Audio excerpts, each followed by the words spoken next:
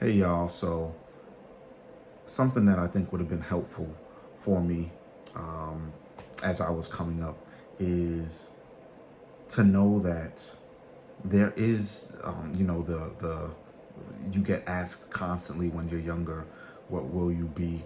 What do you want to be when you grow up? And I have some friends who did seem to figure that out pretty early on, and went straight into that.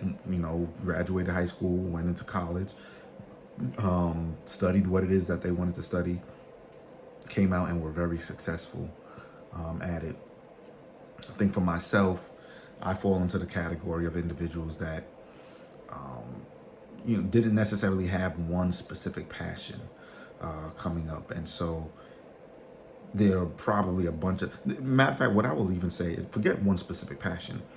I don't know that I really had a passion, a career like passion at all. Maybe you could say music. I loved music.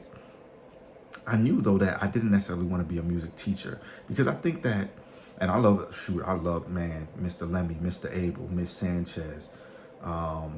I love, my music teachers, Mr. Vaughn, who was actually my piano teacher back in the day, Camille Gaynor, who gave me a few lessons on the drums. I love music teachers, and I have taught music at some point. But I think if I had done music, what I would have wanted to be was a performer, a music performer. And the reality is, I really didn't dive deep enough into my music to really make that real. I might have been excited about the hype of seeing a big crowd. It's the same reason why I used to love running track and field from time to time, right? Or any sport. When you feel like you can move individuals, right, in a positive way. But when you see a crowd getting hyped and you're performing, you perform well in front of the crowd. It's definitely enticing. It's definitely attractive.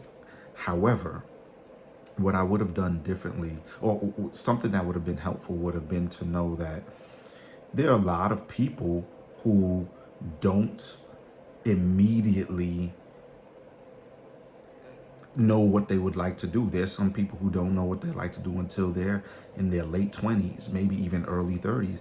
And then there's some individuals that there's never any one particular thing that makes, stands out to them as, I want to be doing this. And I'm saying that because there are some individuals who struggle because it feels like you're supposed to know what you're supposed to do. What I would say for someone who is struggling to know what they would like to do is simply, there is no pressure. Like, you can choose something that does not have to be a passion, right? Contrary to what everybody is saying out there, like you have to choose your passion. Well, not everybody has a passion, or not everybody has a passion that you could really make your 9 to 5, or maybe even entrepreneurial money maker. Sometimes you simply have to choose something for the sake of choosing something.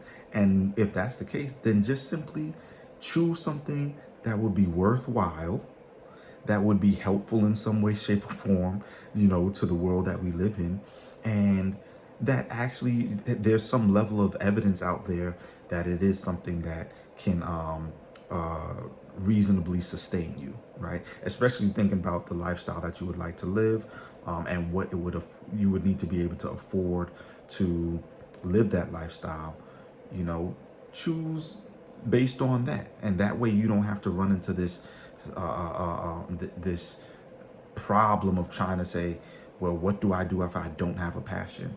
You can still choose a good career, and you can still live a good life, even if there's nothing that sticks out to you as a passion. At the same time, hopefully you do find something that you're passionate about. And if you're able to make a living doing that, then you're just even luckier, right? And shoot, I'm rooting for you to do that. So hope that something in there is helpful.